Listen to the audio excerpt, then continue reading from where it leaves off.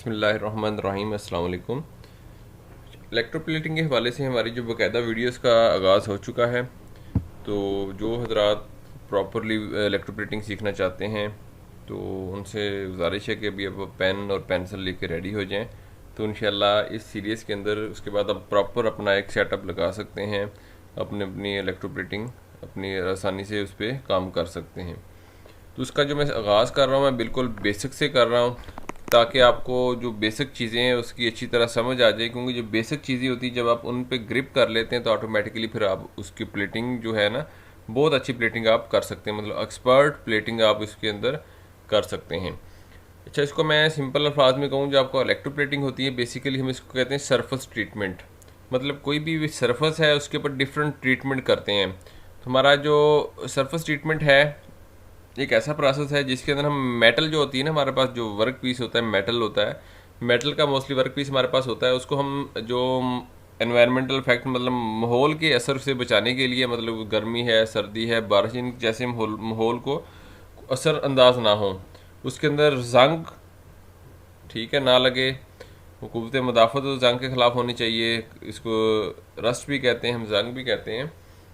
उसके बाद जो आपका वर्क पीस होता है इसकी ज़िंदगी लंबी करने के लिए, इसको कहते हैं ना कि इसकी लाइफ जो है एक्सटेंड करने के लिए, लॉन्ग लास्टिंग इसको करने के लिए, उसके बाद इसके अंदर इसकी खूबसूरती पैदा करने के लिए और एक अमल होता है इसके अंदर थिकनेस जो इसकी होती है ना, कि ऊपर जो हम लेयर में एक डिपॉजिट कर देते हैं, चढ़ाते हैं निकल की या कोई भी प्लेटिंग की, तो उससे क्या होता है कि जो उसकी मोटाई के अंदर इजाफा हो जाता है, वो मैक्रोन्स के अंदर बेशक हो मगर इजाफा उसके अंदर हो जाता है। ठीक है, ये सारे मामल हम सरफेस ट्रीटमेंट के अंदर करते हैं। अच्छा, जो सरफेस ट्रीटमेंट है ना, इसके अंदर बहुत सारी टाइप्स होती हैं।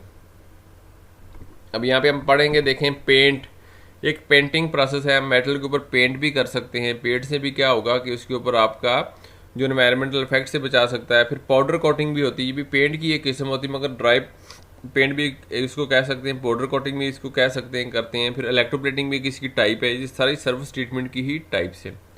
फिर शॉर्ट पिनिंग है, मतलब ये पॉलिशिंग प्रोसेस में आ जाता है शॉर्ट पिनिंग। ठीक है, आगे मैं मजीद इसको एक्सप्लेन करूँगा। सैंड ब्लास्टिंग या शॉर्ट ब्लास्टिंग भी कहते हैं हम। फिर एक आती है प्लास्टिक डिपिंग, मतलब हमारे मेटल के ऊपर प्लास्टिक जो लिक्विड बना के उसके अंदर डिप कर लेते हैं। अब आते हैं जी पेंटिंग। पेंट एक ऐसा प्रोसेस है जिसमें हम मेटल के ऊपर ना जो पेंट है वो अप्लाई कर देते हैं। उससे भी क्या होता है कि उसके ऊपर रस्ट वगैरह नहीं लगता, उसके अंदर खूबसूरती भी आ जाती है, उसके साथ साथ उसके अंदर कह लें कि जो जंग है वो भी उसके ऊपर नहीं लगता। आपके सामने एक पिक्चर में देख सकते हैं कि गन के ज़रिए पेंट किया जा रहा है किसी पार्ट के ऊपर, मेटल के पार्ट के ऊपर। ठीक है, अब नेक्स्ट में आ जाते हैं पाउडर कोटिंग। ये भी एक आपका सरफेस ट्रीटमेंट का एक पार्ट है जिसके अंदर हम पाउडर की सूरत में पेंट अप्लाई करते हैं, पाउडर कोटिंग इसको कहते हैं। ये मुख्तलिफ कलर्स के अंदर होता है, पेंट भी मुख्तलिफ कलर्स के अंदर होता है। अब आ गया इलेक्ट्रोप्लेटिंग प्रोसेस। ठीक है, मतलब इलेक्ट्रोलेस अमल है जिसके अंदर हम क्या करते हैं कि एक मेटल, एक लोहे को, मतलब एक धात को दूसरी धात के ऊपर हम चढ़ा देते हैं थ्रू इलेक्ट्रिक करंट। ठीक है, उसके अंदर केमिकल्स का हमने एक सोल्यूशन बनाया जाता है। सोल्यूशन के अंदर एक तमाम प्रोसेस जो करंट की मौजूदगी में किया जाता है, इसको हम मोस्टली इलेक्ट्रोप्लेटिंग कहते हैं। ठीक है, ये आपके सामने एक प्रोसेस हो रहा है टैंक के अंदर। कुछ हमारे पास ये देखें यहाँ पे, आई थिंक ये निकल हो रहा है। निकल के लिए यहाँ पे इन्होंने नोड लगाए होंगे या इसके अंदर बिस्कुट्स होंगे निकल के। ठीक है, तो वर्क पीस लगा होगा, तो यहाँ पे आपकी निकल प्लेटिंग परफॉर्म हो रही है। ये प्लेटिंग की एक टाइप है। फिर एक प्रोसेस होता है शॉर्ट पिनिंग। मैं इसलिए प्रोसेस बता रहा हूँ कि ये प्रोसेस आपको पता होना चाहिए कि जब आप इलेक्ट्रोप्लेटिंग करते हैं, इलेक्ट्रोप्लेटिंग से पहले जो आपका वर्क पीस होता है ना, उसको हमने प्रिपेयर करना होता है, उसके ऊपर रस्ट वगैरह रिमूव करना होता है, उसके दाग धब्बे गंदापन या उसके अंदर अगर घड़े हों, पीस हमारा हमवार ना हो, उसकी सफाई लाजमी होती है। वो इन सारे प्रोसेस में से कोई ना कोई प्रोसेस हो सकता है इसके ऊपर। अब शार्ट पिनिंग क्या होता है कि जिस तरह गियर आपके पास नज़र आ रहा है, इसके ऊपर बड़ी स्पीड के ज़रिए ब्रीक ब्रीक बॉल्स होती हैं ना, वो उसके ऊपर लग रही हैं। इससे क्या होगा कि बार बार ये प्रोसेस स्पीड से होगा, इतनी स्पीड से होता है कि इसके ऊपर पॉलिशिंग हो जाएगी, मतलब रस्ट वगैरह होगा वो ऑटोमेटिकली इस पे से उतर जाती है। ठीक है, जिसको हम कहते हैं शार्ट पिनिंग। ये आपके सामने पिक्चर में भी आप देख सकते हैं। फिर सैंड ब्लास्टिंग है, मतलब स्प्रे गन के ज़रिए बहुत स्पीड के ज़रिए जो आपकी ना जो रेत होती है, रेत के जो ज़रात होते हैं, किसी भी मेटल के ऊपर जब अप्लाई करते हैं ना, ज़ोर से लगते हैं, तो ये देखें यहाँ पे आपको रस्ट नज़र आ रहा होगा, मगर जहाँ जहाँ पे वो अप्लाई कर रहा है तो रस्ट रिमूव हो रहा है। ठीक है, इसके बाद इसके ऊपर प्लेटिंग भी कर सकते हैं, पेंट भी कर सकते हैं। मतलब सरफेस आपने प्रिपेयर लाजमी करनी है, चाहे पेंट कर रहे हैं, चाहे आप इलेक्ट्रोप्लेटिंग कर रहे हैं, जो भी आप प्रोसेस कर रहे हैं, उसके पहले आपने जो भी आपकी मेटल है उसकी सरफेस को अपने फिनिश लाजमी करना है, नहीं तो आपकी वो पेंट या प्लेटिंग लाइफ टाइम नहीं होगी। अब इसके बाद होता है कि प्लास्टिक डिपिंग प्रोसेस। आपने देखा होगा छुरियाँ, कैंची, उनके जो होते हैं ना दस्ते जहाँ पे पकड़ना ग्रिप करते हैं ना, उसके ऊपर एक प्लास्टिक की कोट होती है। वो क्या करते हैं, प्लास्टिक को पिघला के एक बॉक्स के अंदर रख लेते हैं। अब प्लास हो गया आपके, मतलब कोई भी इस तरह की चीज़ है जिसको हमने करंट से मतलब नॉन कंडक्टर बनाना हो, ठीक है, तो उसके अंदर एक दफ़ा डिप करेंगे, 2-3 डिप करने के बाद इसको थोड़ा सा हीट देते हैं, तो वहाँ पे एक प्लास्टिक की लेयर आ जाती है। तो सिंपल हम इसको कहते हैं प्लास्टिक डिपिंग। ये भी प्रोसेस किया जा सकता है। अच्छा जी, अब आ जाता है इलेक्ट्रोप्लेटिंग। इलेक्ट्रोप्लेटिंग ना बेसिकली एक ऐसा प्रोसेस होता है जिसके अंदर ना हम कह लें कि एक धात को दूसरी धात के ऊपर मुंतकल कर देते हैं। जो धात मुंतकल की जाती है उसकी रेजिस्टेंस ज़्यादा होती है, उसकी मतलब माहौल के अंदर मतलब उसको कह लें कि रेजिस्टेंस ये होती है कि मुज़ाहमत करना उसके अंदर ज़्यादा होती है। अब हमने निकल कोट करना है किसी मेटल के ऊपर, लोहे के ऊपर, एमएस का आपके पास रॉड है माइल्ड स्टील का, तो उसके ऊपर आपने निकल कोट कर देना। तो उसमें क्या आपका वो तरीकाकार होगा कि इसके अंदर हमने थ्रू इलेक्ट्रिक करंट एक सोल्यूशन के अंदर वर्क पीस को कैथोड मतलब नेगेटिव वायर से जोड़ेंगे। जो वर्क पीस होगा आपका नेगेटिव वायर से कनेक्ट होगा, जो रेक्टिफायर से आएगी आपकी, इसको कैथोड कहते हैं, और उसको मनफी तार कहते हैं, मनफी तार कहते हैं, नेगेटिव तार कहते हैं। ठीक है, और जो आपका निकल एनोड होगा, जो निकल प्लेटिंग हमने करनी है, उसको एनोड यानी कि पॉजिटिव जमा वाली तार से आपने, लाल जो तार है उससे आपने कनेक्शन दे देना है। ठीक है, उसके बाद हम टाइम देंगे, वो सारी डिटेल में दूंगा आपको कि हमने कितना टाइम देना है, कितने करंट आपने सेट करना, और ये भी बताऊंगा जो आपका वर्क पीस होता है उसका एरिया किस तरह निकालना है, डेसीमीटर स्क्वायर, डीएम स्क्वायर्स आपने किस तरह निकालने, उसका क्या फार्मूला होता है। तो इसलिए कोई भी आपके पास वर्क पीस जब आता है, कोई पीस आएगा, आपने पहले उसका एरिया निकालना है। जब एरिया कैलकुलेट कर लेंगे तो आपको आइडिया हो जाएगा, पता चल जाएगा इस वर्क पीस को कितना करंट देना है। तो फार्मूला मैं इंशाल्लाह नेक्स्ट आपकी वीडियोस के अंदर मैं आपको डिटेल में बता दूंगा। बहुत आसान फार्मूला है वो भी। अच्छा, अब बातें हैं जी जो हमारी इलेक्ट्रोप्लेटिंग है, इसका मकसद क्या है, क्यों की जाती है। हर चीज़ का कोई ना कोई मकसद होता है ना। इसका क्या मकसद है, हमारा जो लोहा है, धात है, उसको जंग से, क्रूजन भी इसको कहते हैं, बचाने के लिए। मेटल को इन्वायरमेंटल इफेक्ट मतलब माहौलियाती असर, माहौल के अंदर माहौल बदलता रहता है ना, कोई भी चीज़ है, सर्दी में, गर्मी में, मतलब उसके अंदर कुव्वत मदाफ़त ज़्यादा होनी चाहिए, माहौलियाती असरात को बर्दाश्त कर सके। फिर जो आपका धात है ना उसके अंदर खूबसूरती हो, जिससे आपने बाइक के पार्ट्स देखे होंगे, हैंडल है, सलेंसर है, रिम है, मरगार्ड है, वो चमक रहे होते हैं। उसके ऊपर क्रोम प्लेट होता है, निकल के बाद उसमें क्रोम करते हैं, उससे खूबसूरती पैदा होती है, इसको कहते हैं कॉस्मेटिक पॉइंट ऑफ व्यू। फिर इसकी जो धात है ना, इसकी थिकनेस मतलब इसकी मोटाई में भी इजाफा करता है, मगर मैक्रोन्स के अंदर कर रहा होता है। ठीक है, अब आ जाए इलेक्ट्रोप्लेटिंग की अकसाम। इलेक्ट्रोप्लेटिंग की बेशुमार अकसाम से जो मेन है कुछ मैं आपको यहाँ पे बता देता हूँ। मतलब यहाँ पे देख सकते हैं निकल प्लेटिंग है, क्रोम प्लेटिंग है, कॉपर प्लेटिंग है, ब्रास प्लेटिंग है, जिंक प्लेटिंग को गैल्वेनाइजिंग भी कहते हैं, जिंक प्लेटिंग भी कहते हैं। ये दो तरह की हो सकती हैं, मतलब एसिड जिंक, इसमें एसिड वाले आपके केमिकल्स होंगे, साइनाइड वाले साइनाइड में होंगे। ठीक है, गोल्ड प्लेटिंग भी हो सकती है, प्लेटिंग ऑन प्लास्टिक। आपने देखा होगा मुख्तलिफ गाड़ियों के मोनोग्राम या हेडलाइट्स या बम्पर्स के ऊपर क्रोम होता है, इसको कहते हैं प्लास्टिक कोटिंग। ठीक है, उसको हम कहते हैं प्लास्टिक प्लेटिंग ऑन प्लास्टिक। ठीक है, ये मोस्टली क्रोम किया जाता है प्लास्टिक के ऊपर। तो इंशाल्लाह इस पर भी वीडियो बनाऊंगा मैं और आपको डिटेल में समझा दूंगा। एनोडाइजिंग, एलुमिनियम के ऊपर जो प्लेटिंग करते हैं इसको एनोडाइजिंग कहते हैं। इस तरह एक एलुडाइजिंग भी होती है, खास किस्म की एक लेयर हम डिपॉजिट कर देते हैं वर्क पीस को, उसके अंदर डिप करते हैं। अब कुछ यहाँ पे मैंने ना पिक्चर्स भी आपको दिखा दी कि किस किस तरह की ये प्लेटिंग्स होती हैं। अब यहाँ पे आप देख सकते हैं जी निकल, ये निकल है, सिर्फ निकल। ठीक है, निकल डल होता है, जो आपका क्रोम होता है ये शाइन कर रहा होता है। निकल दूधिया सा होता है, और जो आपका क्रोम होता है बिल्कुल शाइन कर रहा होता है, रिफ्लेक्ट, जिस तरह शीशा होता है ना, शीशे की तरह होता है। ये ब्रास, जिस तरह सोने का कलर होता है, गोल्ड का होता है ना, इसको ब्रास प्लेटिंग भी कहते हैं। मोस्टली ये आपका जो जेवरात होते हैं ना, ज्वेलरीज वगैरह होती हैं, उसके ऊपर ज़्यादा करते हैं लोग। ये एनोडाइजिंग है, मतलब एल्युमिनियम के ऊपर डिफरेंट कलर्स हैं, ये इस तरह हो सकते हैं। ये कॉपर प्लेटिंग है, मोस्टली कॉपर हम किसी भी मतलब मेटल के ऊपर कर सकते हैं।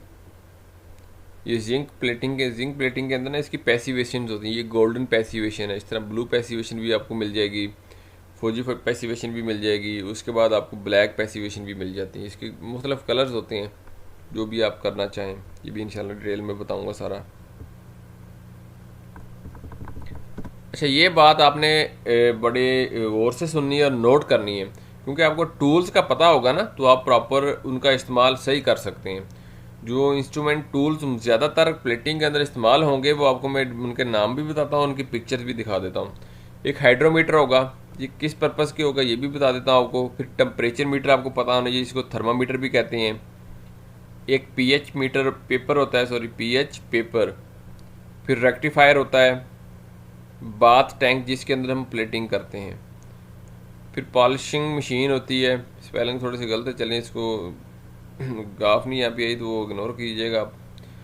Wire brush, emery paper belt, ये मतलब बेसिक चीज़ें हैं जो आपको इलेक्ट्रोप्लेटिंग के अंदर इस्तेमाल होंगी।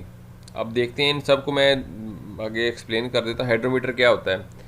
ये ना हाइड्रोमीटर होता है कि हमारा जो सॉल्यूशन है ना, वो कितना गाढ़ा है या कितना पतला है, इसको चेक करने के लिए ना ये हाइड्रोमीटर होता है। आप लोगों ने अक्सर देखा होगा बैटरी का पानी चेक करने के लिए भी एक यूज़ किया जाता है, उसके अंदर भी छोटा सा ये होता है, मगर ये बड़े वाला आपने लेना है। मोस्टली आपने 0 से 50 वाला लेने, वो भी आपके इलेक्ट्रोप्लेटिंग के अंदर इस्तेमाल होगा। 3 से 350 या 400 का आपको आराम से मार्केट से मिल जाता है, इसको हाइड्रोमीटर कहते हैं। ठीक है, 0 से लेके 50 डिग्री, इसको डिग्री भी कहते हैं। ठीक है, कुछ लोग कहते हैं जी डिग्री चेक करनी है, कुछ कहते हैं इसकी डेंसिटी चेक करनी है। इसको सिंपल आपने क्या करना है, जो भी आपका सोल्यूशन उसके अंदर छोड़ेंगे तो पानी के अंदर ऑटोमेटिकली ऊपर नीचे होगा। यहाँ पे जितना आपका वाटर लेवल, यहाँ पे वाटर लेवल है तो आपने देख लेना कितनी रीडिंग आ रही है, जितनी रीडिंग होगी उतनी डेंसिटी होगी। यहाँ पे आएगा जो भी जिस जगह जितना डीप होगा, जितना बाहर रहेगा पानी से, और जो आपका सोल्यूशन की सतह पे आपने देखना है कि कितनी रीडिंग आ रही है। ठीक है, तो इससे हम जो भी आपका सोल्यूशन है वो गाढ़ा है या पतला है इससे चेक कर लेते हैं। इसको कहते हैं डेंसिटी। डेंसिटी मेजर करने के लिए हाइड्रोमीटर यूज़ किया जाता है, इसको डिग्री भी कहा जाता है। फिर टेम्परेचर मीटर, मतलब थर्मामीटर आपने देखा होगा, डॉक्टर आपका बुखार चेक करने के लिए इस्तेमाल करता है, मगर ये थोड़ा से बड़े साइज़ का होता है। ठीक है, इस पर भी 100 डिग्री, 102 डिग्री, ये जितना भी आप लेना चाहें, मुख्तलिफ डिग्री लिखी होती है, इससे ज़्यादा भी 200, 500, 1000 तक भी हो सकता है। तो आपने इसको सोल्यूशन जब गर्म कर लें उसके अंदर आपने डिप करना है, तो कोशिश करें अगर आप इलेक्ट्रिक रॉड इस्तेमाल कर रहे हैं तो पहले स्विच ऑफ करके फिर लगें, क्योंकि समटाइम आपका जो इंस्ट्रूमेंट गीला होता है पता नहीं चलता, शाक लग सकता है। तो अगर आप हीटर वगैरह यूज़ करें तो दैन इस तरह इस्तेमाल करें। अगर आप इलेक्ट्रिक हीटर रॉड लगाया हुआ है तो दैन आपने पहले बिजली को ऑफ करना है, फिर इसके अंदर कुछ सेकंड के लिए होल्ड रखेंगे, मतलब 5-7 सेकंड तक इसके अंदर डिप रखेंगे। जिसके ऊपर मरकरी होता है, पारा होता है, वो ऑटोमेटिकली ऊपर रेड कलर में या किसी भी कलर में ऊपर आना शुरू हो जाता है। जहाँ पे जाके कांस्टेंट हो जाएगा वो आपका टेम्परेचर होगा, वहाँ पे आपने नोट कर लेना है। फिर आता है पीएच पेपर। ठीक है, पीएच पेपर होता है कि हमारा जो महलूल है ना, सॉल्यूशन है, वो तेजाबी है या एहसासी है। इसको चेक करने का तरीकाकार क्या होता है, ये देखिए इसके अंदर पीएच पेपर है, इसको एक पेपर को उखाड़ना है, सॉल्यूशन अंदर डिप करना है, कोशिश करना है अपने प्रॉपर ग्लव्स पहने हों। ठीक है, मेडिकेटेड ग्लव्स या रबड़ ग्लव्स पहन के फिर इस्तेमाल करना है। जैसे आप इसके अंदर डिप करेंगे, जिस तरह एसिड है ना, तेजाब के अंदर डिप करेंगे तो ये रेड हो जाएगा। यहाँ पे 0 से लेके 4-5 तक जो आपका वो एसिडिक होगा। उसके बाद इसका येलो कलर तकरीबन होता है या ग्रीन सा कलर हो जाता है, वो 6-7 ये 8 है ना कलर, ये मोस्ट न्यूट्रल होते हैं। उसके बाद अगर नीला होना शुरू हो जाए तो आप समझ लीजिए एहसास है या अल्कली है। ठीक है, इसको पीएच पेपर कहते हैं, हमें पता चल जाता है हमारा जो सॉल्यूशन है तेजाबी है या एहसासी है। ठीक है, फिर आता है रेक्टिफायर। ये मेन आपका कह लें कि इंस्ट्रूमेंट है प्लेटिंग के लिए, क्योंकि हम प्लेटिंग जो करते हैं वो डीसी करंट से करते हैं, कभी भी प्लेटिंग एसी करंट से नहीं होती। इलेक्ट्रोप्लेटिंग के लिए हमेशा हमें डीसी करंट चाहिए, तो इसके लिए ये रेक्टिफायर, ये जो आपको नज़र आ रहे हैं ना ये वाला, इसको कहते हैं रेक्टिफायर। ये क्या करता है, एसी करंट को डीसी करंट में कन्वर्ट कर देता है, फिर हम डीसी करंट आगे अपने वर्क पीस को दे रहे होते हैं। तो इसको कहते हैं इलेक्ट्रिक। छोटे साइज़ में अवेलेबल होता है, बड़े साइज़ में भी अवेलेबल होता है। अगर आप जितनी कैपेसिटी का आपका लेना चाहें, 5 एम्पेयर में भी मिल जाएगा, 1000 एम्पेयर में भी मिल जाएगा। तो आप देखेंगे आपके वर्क पीस पे कितना करंट रिक्वायर्ड है, आप फिर उसके मुताबिक अपना रेक्टिफायर लें। थोड़ा सा महंगा होता है, ये मेन अमल दखल इसी का होता है इलेक्ट्रोप्लेटिंग के अंदर, ठीक है। उसके बाद आता है बाथ टैंक। वो बाथ टैंक होता है जिसके अंदर हम प्लेटिंग करते हैं, ठीक है। ये बाथ टैंक होता है, इसके अंदर प्लेटिंग करते हैं जब हम इसको बनाने के लिए। फिर यहाँ पे कॉपर की स्ट्रिप लगेंगी, एक यहाँ पे लगेगी, एक यहाँ पे लगेगी। इन दोनों को कहते हैं एनोड। उन दोनों के साथ हम जमा वाली तार लगाते हैं। जो सेंटर वाली होती है इसको कहते हैं कैथोड। यहाँ पे एक कॉपर की स्ट्रिप लगेगी, पट्टी लगेगी, ठीक है। तो उसके ऊपर हम लगाते हैं मनफी तार जिसको कहते हैं कैथोड। नॉर्मली ये होते हैं। और अगर आपका ज़्यादा बड़ा सेटअप नहीं है, छोटा सेटअप है, तो हम नहाने वाली जो बाल्टियाँ होती हैं, प्लास्टिक की बाल्टियाँ, टब, उनके अंदर भी आप कर सकते हैं। ये इसको इतना नहीं है। हाँ, अगर आप मास प्रोडक्शन कर रहे हैं, आपके ज़्यादा प्रोडक्शन है, ज़्यादा बड़ा प्लांट है, आप लगाना चाहें, तो फिर आप एक टैंक बनवा लें। उसका लोहे का टैंक भी बन जाता है, उसके अंदर पीवीसी की कोटिंग हो जाती है, ठीक है। तो वो भी आप करवा सकते हैं। बनाया प्लास्टिक का भी ले सकते हैं। प्लास्टिक का ज़रा आप कह लें कि वो रिस्की होता है, टूट जाता है जल्दी। तो मेटल का लेके उसके अंदर पीवीसी कोटिंग करवा लें तो आपका ज़रा उसकी लाइफ एक्सटेंड हो जाती है, ठीक है। तो अगर छोटा प्रोसेस है तो वहाँ पे आप सिंपल बास्केट या बाल्टियाँ वगैरह या टब लेके भी प्लेटिंग, उसमें भी प्लेटिंग हो सकती है। वो लाजमी नहीं कि आपने यही लेना है। फिर आता है पॉलिशिंग मशीन। क्योंकि पॉलिश का प्लेटिंग के साथ बहुत गहरा ताल्लुक है। कोई भी पार्ट जब हमने प्लेटिंग करना है उसकी पहले हमने पॉलिशिंग करनी है, पॉलिश करना है, ठीक है। उसको हम क्या कहते हैं, उसको पॉलिश करने के लिए जो मशीन इस्तेमाल करते हैं इसको पॉलिशिंग मशीन कहते हैं, या ग्राइंडर कहते हैं, या अड्डा भी कहते हैं, ठीक है। बफिंग या पॉलिशिंग का अड्डा भी कहते हैं या मशीन भी कहते हैं। ये इस शक्ल की होगी। ये इसके ऊपर आपने अब बफिंग लगाई हुई डिस्क तो बफिंग होगी। अगर आप यहाँ पे लेदर की डिस्क लगा के, व्हील लगा के उसके ऊपर बेल्ट लगा देंगे तो पॉलिशिंग बेल्ट बन जाएगा। अगर हम वायर बुरश लगाएंगे तो वायर बुरशिंग मशीन बन जाएगी। मतलब इसके टूल्स आप चेंज कर सकते हैं, ठीक है। तो इसके ऊपर हम पॉलिशिंग प्रोसेस करते हैं या बफिंग पॉलिशिंग प्रोसेस होता है आपका इलेक्ट्रोप्लेटिंग से पहले। प्लेटिंग करने से पहले अपने वर्क को फिनिश करना, उसका जंग वगैरह ख़त्म करने के प्रोसेस को पॉलिशिंग कहते हैं। जब हमारी प्लेटिंग हो जाती है, प्लेटिंग के अंदर कुछ डलनेस आ जाए तो उसको हम कहते हैं बफिंग। फिर उसके ऊपर बफिंग लगाई जाती है। ये वायर बुरश है, मोस्टली हम ये इस्तेमाल कर लेते हैं रस्ट वगैरह को ख़त्म करने के लिए, ठीक है। जब रस्ट हमारा ख़त्म हो जाएगा तो उसके बाद हम फिर क्या करते हैं, एमरी पेपर बेल्ट से इसकी फिनिश करते हैं, ठीक है। फिनिशिंग करने के लिए एमरी पेपर बेल्ट इस्तेमाल करते हैं। इनके नंबर्स होते हैं। जो 0 नंबर का बेल्ट होगा ना आपका, ये कटिंग करेगा। इसकी ग्रेन्स बहुत मोटे होंगे। ये सिर्फ कटिंग करेगा। मतलब आप वर्क पीस उसके साथ लगाएंगे तो क्या होगा, वर्क पीस को काटना शुरू कर देगा, उसका मटेरियल ऊपर से ख़त्म करना शुरू कर देगा। जैसे जैसे नंबर बढ़ता जाएगा, 200 नंबर का लेंगे तो वो कम कटिंग करेगा। 400 नंबर का लेंगे वो कटिंग नहीं करेगा, वो फिर उसकी फिनिशिंग करेगा, उसको साफ़ करेगा, हल्का करेगा। वो 2000 का ले लेंगे तो वो बिल्कुल ही उसको चमकाएगा, जिस तरह शीशा होता है ना, बिल्कुल मुलायम कर देगा आपके वर्क पीस को। उसके बाद आते हैं आपके सेफ्टी या हिफाजती हालात। आपने हेलमेट पहनना है, मास्क पहनने, मास्क लाजमी पहने, क्योंकि जब प्लेटिंग होती है ना, फ्यूम्स उड़ रहे होते हैं, तो वहाँ पे आपको मतलब चेस्ट वगैरह या कोई भी बीमारी लग सकती है। अपनी सेहत का लाजमी ख्याल किया करें। रबड़ ग्लव्स पहनने हैं। कुछ केमिकल्स ऐसे होते हैं जिस तरह एसिड होता है अपने H2SO4 है, सल्फ्यूरिक एसिड जिसको कहते हैं, हाइड्रोक्लोरिक एसिड HCl हो गया, ठीक है, नाइट्रिक एसिड हो गया। तो यहाँ पे आपने रबड़ ग्लव्स इस्तेमाल करने हैं। जब आप बफिंग मशीन पे या पॉलिशिंग मशीन पे काम करेंगे तो आपने लेदर ग्लव्स पहनने हैं। जिस तरह आपका ये सॉफ्टवेयर व्हील है, इसमें वायर्स होती हैं ना, ये वायर समटाइम निकल के टूटती हैं तो आंखों में लग सकती हैं। तो वहाँ पे गागल्स, ऐनक पहननी है। एप्रन पहनना है अपने कपड़ों वगैरह को कवर करने के लिए। बंद शूज़ पहने, वर्क पीस हाथ से गिर जाए या कोई केमिकल पाँव पे गिर जाए, सेफ्टी के लिए। यहाँ पे कुछ चीज़ें आपको नज़र आ रही हैं कि बता देता हूँ। ये आपको बताया था मैंने, हाइड्रोमीटर होता है इस शक्ल का, इसको थर्मामीटर कहते हैं, टेम्परेचर मीटर भी कहते हैं, ठीक है। ये रबड़ ग्लव्स होते हैं आपके। ये वाले आपके लेदर ग्लव्स हैं नीचे जो नज़र आ रहे हैं ना, ये वाले।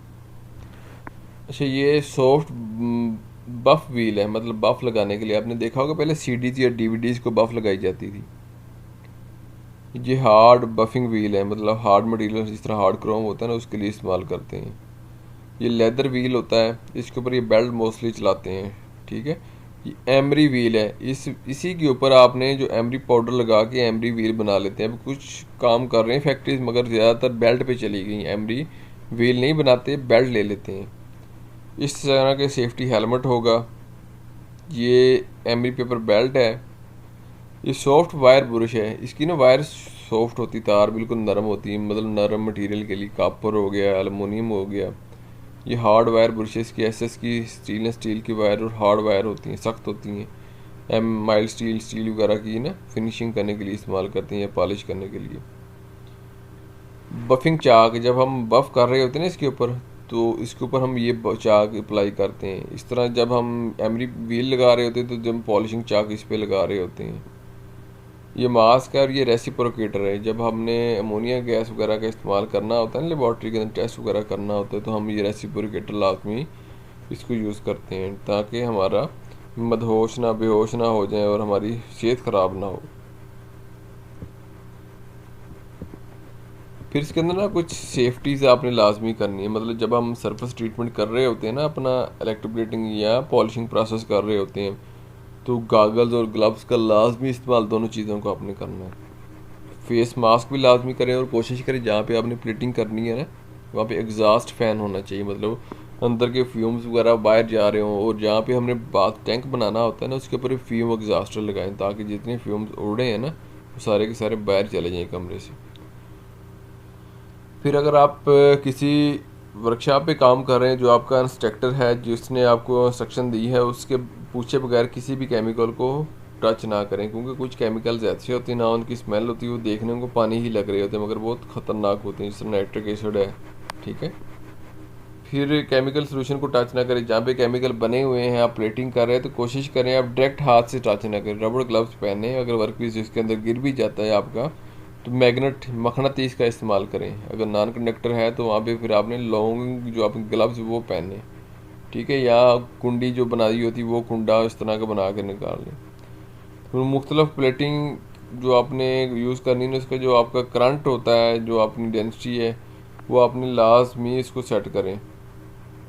मतलब ये ना हो कि कम वर्क पीस के ऊपर आप ज़्यादा करंट दे रहे हैं तो वो बर्न हो जाएगा, जल जाएगा, स्पार्क होना शुरू हो जाएगा। ठीक है। तो इन चीज़ों की एहतियात आपने लाजमी करनी है। तो आज वाली जो मेरी वीडियो थी बिल्कुल बेसिक थी। तो इंशाल्लाह नेक्स्ट जो हम स्टार्ट करेंगे, प्लेटिंग की एक किस्म से मैं स्टार्ट करूँगा। मैं नेक्स्ट वीडियो बनाऊँगा निकल प्लेटिंग के ऊपर, उसके अंदर कौन से केमिकल्स होते हैं, और सबसे इम्पोर्टेंट जो आपका होता है ना, कि आपने जो वर्क पीस है उसका एरिया किस तरह कैलकुलेट करना है। मतलब उसको हमने कितना करंट देना है, तो वो किस तरह पता चलेगा, उसको कहते हैं एरिया कैलकुलेट करना। DM स्क्वायर भी इसको बोलते हैं। वो इंशाल्लाह निकालने का तरीकाकार आपको मैं मुकम्मल तफसील से समझाऊंगा। और निकल प्लेटिंग के मुकम्मल प्रोसेस, इसकी वैसे तो मैंने वीडियो बनाई हुई है, मगर इसके बाद मज़ीद मैं उसको एक अच्छी सी वीडियो दोबारा बना दूंगा, ताकि जो भी कन्फ्यूजन हैं आपकी वो क्लियर हो जाए। ठीक है। तो इंशाल्लाह मिलते हैं नेक्स्ट वीडियो के साथ। उससे पहले मेरी आप सबसे रिक्वेस्ट है कि अगर अभी तक आपने मेरा चैनल सब्सक्राइब नहीं किया, तो आप मेरे चैनल को लाजमी सब्सक्राइब करें, लाइक करें, शेयर करें। ये आप लोगों की तरफ से मेरे लिए एक प्यार है, मेरी एक सपोर्ट है। मुझे लाजमी सपोर्ट करें। तो इंशाल्लाह मेरी कोशिश है आप सबको मैं इंशाल्लाह एक्सपर्ट बनाऊंगा इलेक्ट्रोप्लेटिंग के अंदर, और जल्द आप अपना एक बेहतरीन सेटअप लगा सकते हैं। जज़ाकल्लाह खैर। अस्सलाम वालेकुम।